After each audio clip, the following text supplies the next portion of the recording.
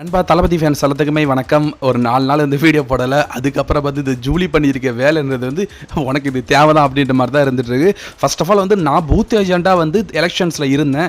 எனக்கு தெரியும் தளபதி விஜய்க்கு வந்து நான் இருந்த பூத்தில் வந்து எவ்வளோ ஓட்டு வந்துச்சுன்னு. கிட்டத்தட்ட வந்து 800 ஓட்டு அப்படின்றது என்னுடைய பூத்தில் இருந்துச்சு. அதில் கிட்டத்தட்ட 450லேருந்து 500 ஓட்டு அப்படின்றது வந்து தளபதி விஜய்க்கு வந்தது.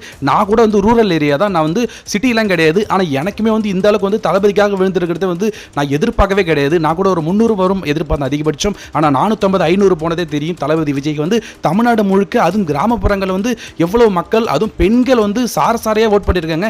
கடைசி எலெக்ஷன்ஸ்ல வந்து திமுக அதிமுக இருந்தவங்களாம் வந்து தளபதி விஜயோட தாவேக்காக ஓட் போட்டிருக்காங்க. நான் கண்கூடாவே பார்த்ததால சொல்றேன். ஸோ ஃபர்ஸ்ட் ஆஃப் ஆல் இந்த பிக் பாஸ் ஜூலி இருக்கு இல்லைங்களா, நம்ம தளபதி விஜய் வந்து ரொம்பவே கடுமையாக பேசிட்டு இருந்துச்சு. திமுக கூட சேர்ந்துக்கிட்டு ஜால்ரா அடிச்சுட்டு அவங்க கொடுக்குற காசை வாங்கிட்டு தளபதி விஜய்க்கு எதிராக வந்து இது பேசிட்டு இருந்துச்சு.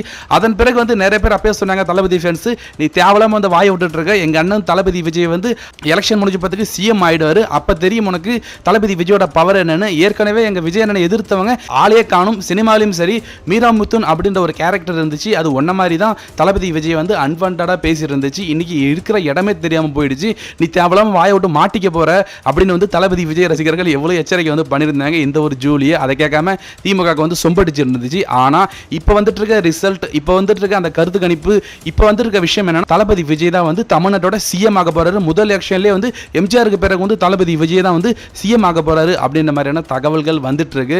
ஸோ பிக் பாஸ் ஜூலி வந்து இப்போ கடைசி 2-3 நாளாக பார்த்துருப்பீங்க.